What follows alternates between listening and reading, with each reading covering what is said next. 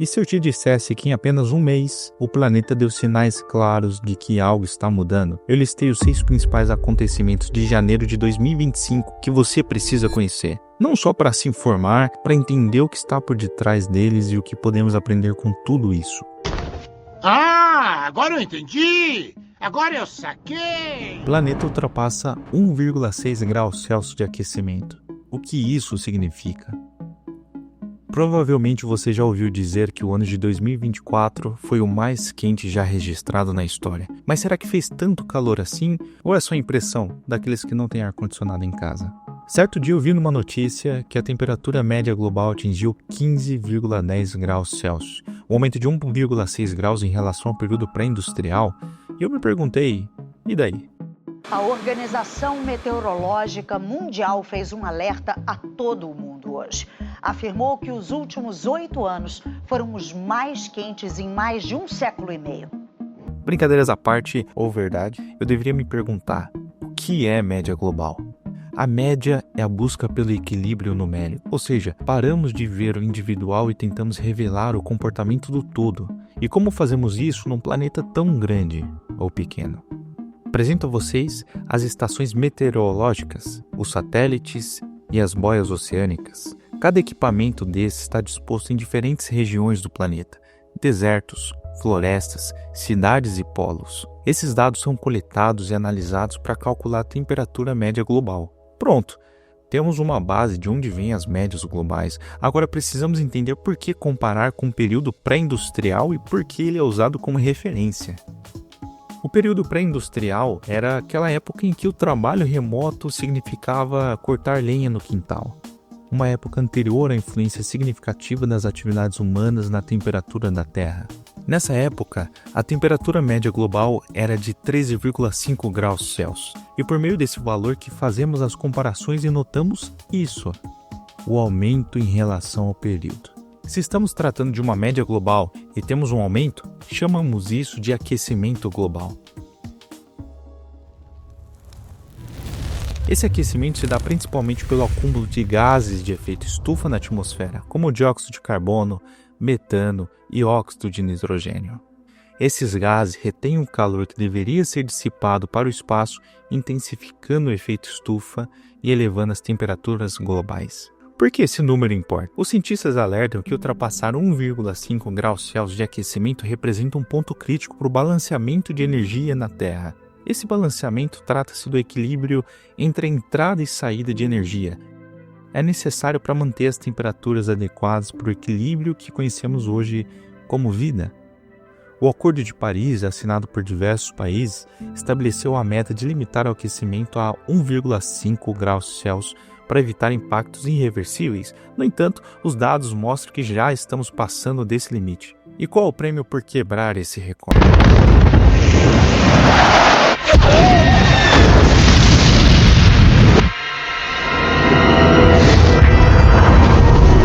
Calma, não é bem assim. As mudanças são sutis, mas pense, qual é o impacto da sutileza em um mundo que já vive em equilíbrio? Não apenas se pergunte, mas busque observar. Sabe o que é isso? Salmão, um peixe famoso na culinária mundial, mas hoje nada de shoyu, tareu empanado. Vamos falar sobre o que ele precisa para sobreviver. Águas frias e bem oxigenadas. Elas são essenciais para sua migração e reprodução, mas com o aquecimento dos rios, o oxigênio diminui, o esforço para nadar aumenta e sua sobrevivência torna-se incerta. Isso afeta não só a pesca e o mercado global, mas também ecossistemas inteiros que dependem do salmão para manter o equilíbrio. O mesmo acontece com os corais. E tem mais um ser que ama o calor. O calor extra também acelera o ciclo de vida do Aedes aegypti, o mosquito da dengue. E aí com repelente? Não, o mosquitinho vai assim. Com temperaturas mais altas, ele se reproduz mais rápido e sobrevive em regiões onde antes ele não conseguiria. O resultado? Doenças tropicais avançando para lugares inesperados, afetando populações despreparadas para lidar com elas. Quando o equilíbrio se rompe, os impactos vêm em cadeia.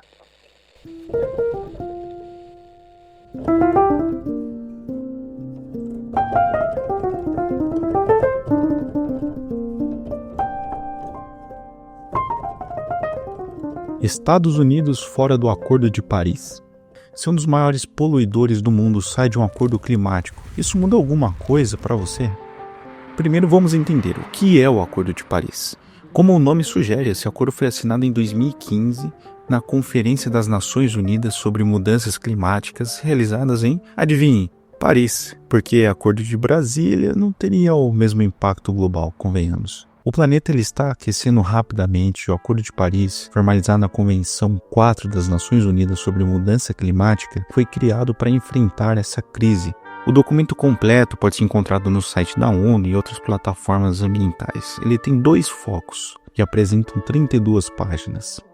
Redução das emissões de gases de efeito estufa para limitar o aquecimento global a menos 2 graus Celsius, idealmente 1,5, e adaptação e financiamento climático, garantindo apoio a países em desenvolvimento para enfrentar os impactos das mudanças climáticas. Quase todas as nações aderiram ao acordo, incluindo os Estados Unidos, que já haviam saído uma vez durante o governo de Trump em 2020, mas retornaram em 2021 sob a administração de Biden. Se realmente saírem novamente em 2025, será a segunda vez que deixam o pacto. Outros países também já ameaçaram sair, como o Brasil e a Austrália, mas sem concretizar essa decisão. Então, basicamente, os Estados Unidos têm aquele comportamento de vou ou não volto com a ex. Só que a ex aqui é a luta contra o aquecimento. E aí, você voltaria? Quem aqui tem um ex ou uma ex para dar uma opinião? Impactos da saída dos Estados Unidos. Primeira delas, metas climáticas enfraquecidas. Tive um paciente que era um garoto mais tímido, mais tranquilo. Eu tratava ele por excesso de timidez. E aí um dia eu recebo um telefonema, o pai falando, olha, o fulano foi preso. Ele foi pra torcida organizada, uma das torcidas organizadas do Flamengo, e ele saiu batendo. Eu falei, ele? Eu fiquei chocada. Passou aquilo, o efeito manada. Eu falei, o que é isso? Ele falou assim, eu não sei, mas aquilo me dá um poder. Isso tem uns 15 anos. Não tínhamos redes sociais. Eu tô falando de um movimento, de uma torcida organizada. Imagina isso hoje. Se um dos maiores poluidores não colabora, outros países podem perder o incentivo para cumprir suas próprias metas. Será que o compromisso global pode enfraquecer? Segundo ponto, menos investimento no clima. Os Estados Unidos eram um dos maiores e principais financiadores do Fundo Verde, que apoia países vulneráveis a enfrentar secas, enchentes e outros desastres naturais. Sem esse dinheiro, como essas nações vão se adaptar às mudanças climáticas? É como um grupo de amigos rachando a conta, e um deles decide sair do restaurante sem pagar. Quem vai cobrir a diferença?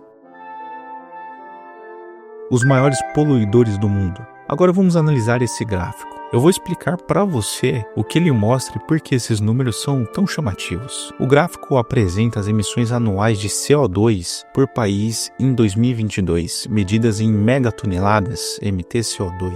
Para entender melhor, uma megatonelada equivale a cerca de 200 mil carros rodando por ano. Agora imagine 11.900 megatoneladas.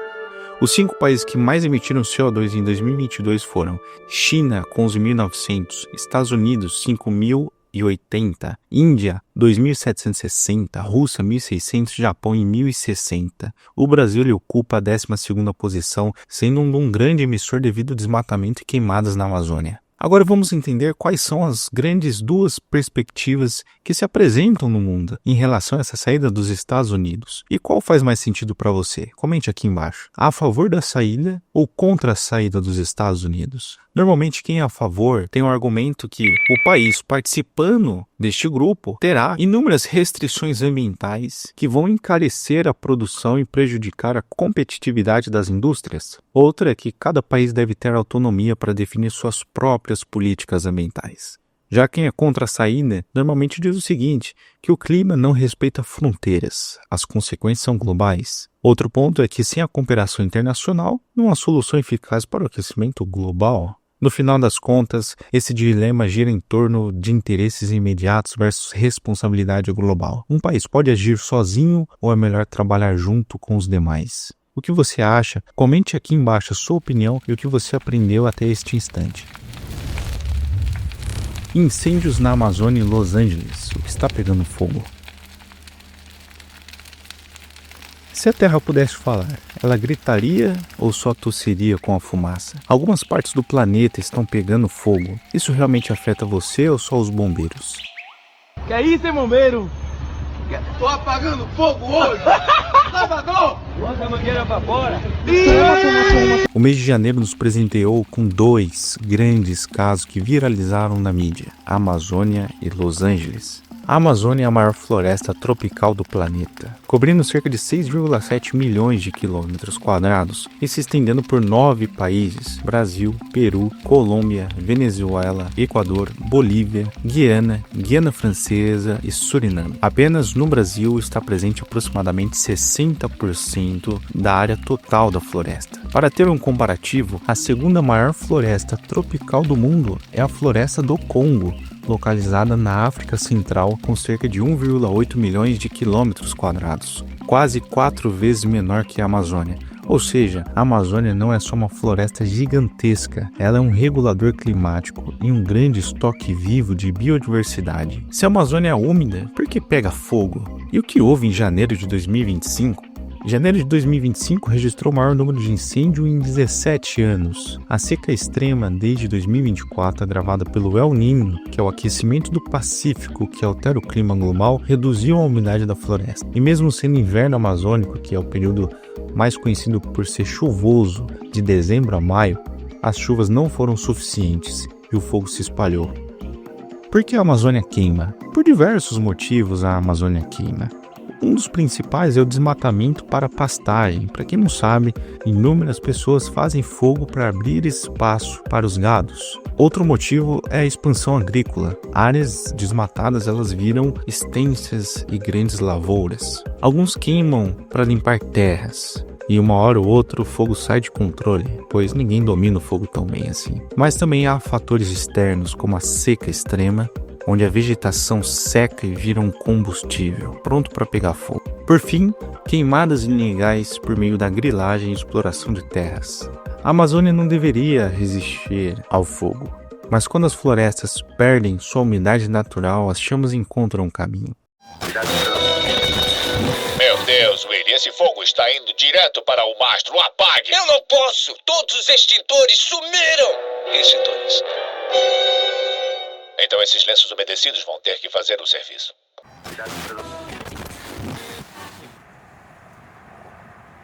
Agora, outro tema que entrou em debate neste mês é sobre Los Angeles. E há um questionamento, né? Por que Los Angeles, uma cidade costeira, enfrenta tantos incêndios? Apesar de estar à beira do Pacífico, Los Angeles sofre com incêndios devido ao clima seco, ventos fortes e vegetação inflamável. A cidade tem verões quentes e pouca chuva, criando um ambiente perfeito para o fogo se espalhar. Em janeiro de 2025, os incêndios Palisades e Eaton destruíram milhares de hectares, impulsionados pelos ventos de Santa Ana. Para quem não sabe, os ventos de Santa Ana são rajadas quentes e secas que aceleram as chamas. A seca prolongada deixou a vegetação ainda mais vulnerável e o fogo se alastrou rapidamente. As principais causas dos incêndios em Los Angeles são seca extrema, poucas chuvas, vegetação seca, aumento risco, urbanização em áreas florestais. A expansão urbana coloca casas no caminho do fogo. Mudanças climáticas, temperaturas mais altos tornam os incêndios mais frequentes. E por fim, os ventos de Santa Ana, que eles transportam as chamas rapidamente. Os ventos de Santa Ana eles se originam nos desertos de Mojave e do Grande Bacia, no interior da Califórnia, Nevada e Utah. Eles descem em direção à costa, se aquecem e se tornam secos e intensos, criando condições ideais para a propagação de incêndios em Los Angeles e outras áreas da Califórnia. Os ventos de Santa Ana recebem esse nome devido ao Cânion de Santa Ana, na Califórnia, por onde essas rajadas quentes secas passam antes de atingir a região de Los Angeles. O termo se popularizou no século XX, associado aos incêndios florestais que eles intensificam. O que Los Angeles tem em comum com a Amazônia? Ambas sofrem com incêndios mais intensos devido às mudanças climáticas e seca severa. Na Amazônia, o fogo é alimentado pelo desmatamento e queimadas ilegais, enquanto em Los Angeles, a urbanização e os ventos fortes espalham as chamas.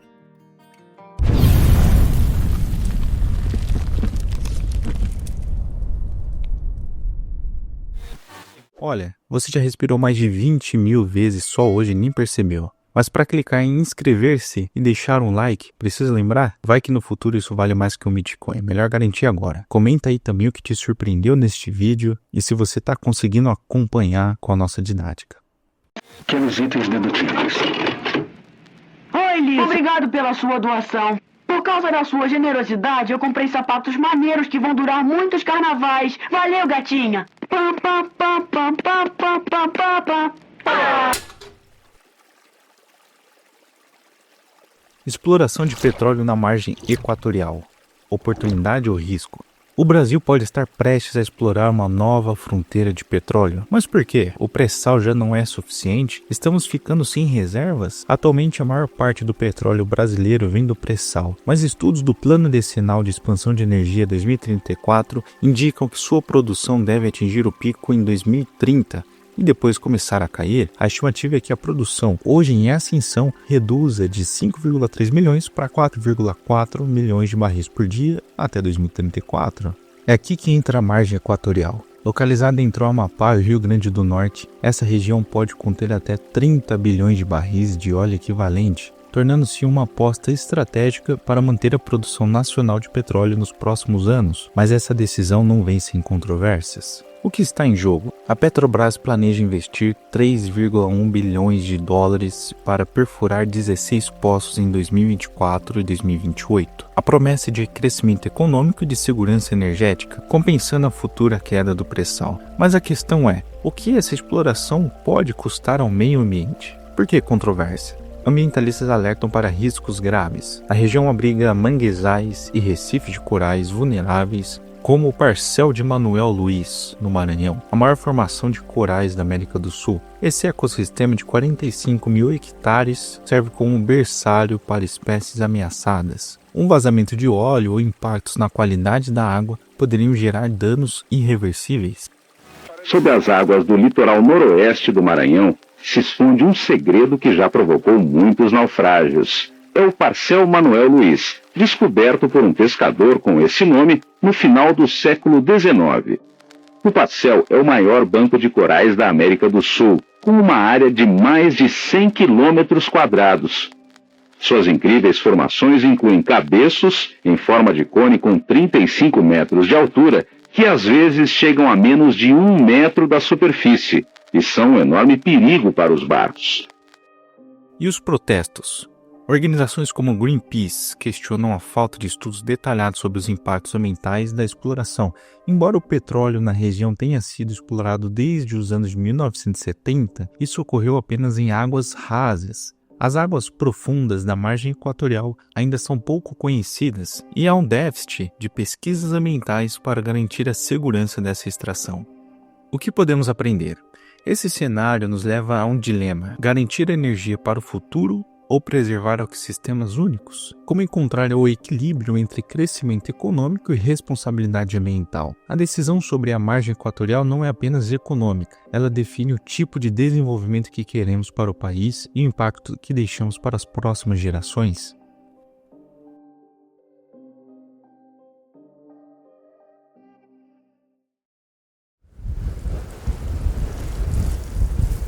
Como a China está transformando o deserto em energia limpa, a Grande Muralha Solar. A China está implementando um projeto ambicioso no deserto de Kubik, na Mongólia Interior, conhecido como Grande Muralha Solar. Iniciado em 2024, o projeto prevê a instalação de painéis solares ao longo de 400 km de comprimento e 5 km de largura. Com a conclusão esperada para 2030, a capacidade final será de 100 gigawatts, suficiente para abastecer uma cidade do porte de Pequim, mas gerar energia em um ambiente tão extremo não vem sem desafios. Empresas envolvidas. O projeto é liderado por empresas estatais chinesas de energia, com destaques para a China National Energy Investment, empresas como a Sungrow Power Supply, especializada em inversores fotovoltaicos. Também participam fornecedores de tecnologia e equipamentos para maximizar a eficiência da geração solar. Essa colaboração visa integrar a produção de energia renovável com iniciativas ambientais, utilizando o projeto para simultaneamente conter a desertificação da região.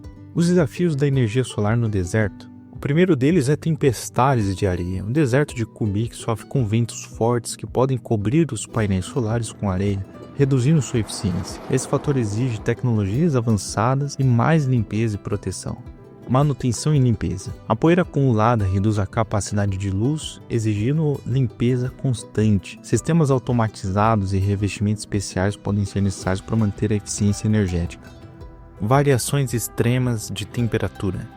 Durante o dia, o calor extremo pode impactar a eficiência dos painéis, enquanto as noites frias podem gerar condensação e desgaste dos equipamentos. Custos de infraestrutura. Construir e manter um projeto dessa magnitude em uma região isolada exige altos investimentos logísticos para transportes, equipamentos e instalações nas usinas solares. Benefícios além da energia. Apesar dos desafios, o projeto traz uma série de benefícios ambientais e energéticos. Produção massiva de eletricidade limpa, estabilização de solo arenoso. Então os painéis eles ajudam a fixar a areia, reduzindo a erosão causada pelos ventos. Combate à desertificação. A sombra dos painéis diminui a evaporação do solo, ajudando na retenção de umidade. Uso eficiente do espaço. Áreas inabitáveis se tornam produtivas sem competir com terras agrícolas. Olhando de perto agora, eu tirei um tempinho aqui para mostrar para vocês onde fica essa gigantesca usina solar no deserto de Kubik, na China. Eu vou deixar as coordenadas na descrição para quem quiser acompanhar no Google Maps. Claro, na China eles usam um sistema de mapas diferentes da gente, que utiliza o Google. Então, talvez os dados não estejam tão atualizados assim, mas é só para a gente ter uma noção. Essa região ela é bem interessante porque, além de ser um deserto, ela já mostra como a China está aproveitando essas áreas inóspitas para gerar energia. Os painéis eles vão formar uma espécie de muralha gigante que lembra a própria Grande Muralha da China em sua disposição. Agora, reparem nisso. A área é enorme, mas nem toda ela está coberta de painéis solares. Talvez, como projeta para 2030, eles tenham um propósito de se estender por toda essa escala. Mas também há dificuldade de observar pelo satélite do Google, porque ele não tem dados tão atualizados assim quanto provavelmente o satélite da China. Outro detalhe curioso, perto da usina existem várias marcas circulares no solo. Isso não são códigos secretos ou mensagens alienígenas, são pivôs centrais de irrigação. É um sistema bem comum usado para cultivo em áreas secas, gerando ao redor de um ponto central e formando esse padrão. Se olharmos mais de perto, também dá para notar algumas residências espalhadas e até uma cidade relativamente grande nas proximidades. Isso mostra que, apesar de ser um deserto, essa região tem infraestrutura e pessoas vivendo ali. E para fechar, olha só que interessante. Se a gente olhar a usina do alto, dá para ver um nome escrito em chinês, que significa China Três Gargantas. Esse é o nome do grupo responsável por alguns dos maiores projetos de energia do país, incluindo hidrelétricas e usinas solares. Muito impressionante, né, galera? Uma conclusão que a gente pode tirar é que essa grande muralha ela vai representar um avanço não apenas na geração de energia, mas no uso inovador de espaços antes considerados inutilizáveis. Às vezes nós observamos apenas os problemas que estão no nosso país, mas fora existe uma grande questão de resolver a desertificação mundial. Mulher parda mata onça no Piauí. Mulher mata onça parda no Piauí. Entenda as diferenças legais e ecológicas entre animais domésticos e silvestres. Você já se perguntou por que é permitido abater um boi para consumo, mas matar uma onça é considerado crime? Essa distinção está enraizada em aspectos legais, ecológicos e culturais. Recentemente, em Alto Longá, no Piauí, uma mulher foi multada em 20 mil pelo IBAMA após atirar com uma espingarda e matar uma onça parda. O caso trouxe à tona discussões sobre as diferenças entre animais domésticos e silvestres e as implicações de nossas interações com a fauna. Animais domésticos versus silvestres. Qual a diferença? Animais domésticos, como bois e galinhas, foram historicamente criados para conviver com os humanos, atendendo às necessidades como alimentação e trabalho. Já os animais silvestres, como a onça parda, vivem naturalmente em ambientes selvagens, sem dependência humana. O que diz a legislação brasileira? A Lei de Proteção à Fauna 5.197 proíbe a caça de animais silvestres sem autorização específica. Por outro lado, o abate de animais domésticos para consumo é regulamentado e permitido, desde que siga normas sanitárias de bem-estar animal. Essa distinção legal reflete a necessidade de proteger espécies nativas e manter o equilíbrio ecológico. Por que a morte de uma onça causa maior comoção? Culturalmente, animais silvestres como a onça parda são vistos como símbolos da biodiversidade e possuem um status especial na conservação ambiental. Além disso, são considerados predadores de topo. Para quem não conhece, os predadores de topo são aqueles que ocupam o nível mais alto da cadeia alimentar e não possuem predadores naturais. Assim, desempenham um papel crucial no equilíbrio dos ecossistemas, controlando populações de outras espécies. O papel dos predadores no ecossistema. Os predadores de topo, como a onça parda, regulam as populações de herbívoros, evitam a superpopulação e, consequentemente, a degradação do habitat. Por exemplo, ao controlar a população de capivaras, a onça parda ajuda a manter o equilíbrio da vegetação ribeirinha, da mesma forma como uma águia preda roedores e outras aves, ajudando a controlar suas populações. E lobos regulam acervos. Conclusão: o que aconteceria se você matasse um animal silvestre? Se alguém mata um boi ou uma galinha, está dentro da lei. Mas se a vítima for um animal silvestre, como uma onça parda, as consequências são bem diferentes. A mulher autuada em Alto Longá, Piauí, aprendeu isso da pior forma. Ela foi multada em R$20 mil e ainda pode responder criminalmente. Mas por quê? Vamos aos fatos. Caça de animal silvestre sem autorização, multa de R$5 mil, Lei 5.197. Proíbe a caça de animais silvestres sem permissão do órgão ambiental. Maus tratos de animais domésticos, os cães envolvidos no ataque, multa de R$12 mil. Lei 9.605, Lei de Crimes Ambientais. Ela penaliza abusos e maus tratos a qualquer animal, inclusive os usados na prática ilegal. E mais R$3 mil de abuso e ferimento de animal silvestre. Punição para quem fere, mutila ou mata animais de fauna brasileira. Totalizando R$20 mil. E não para por aí.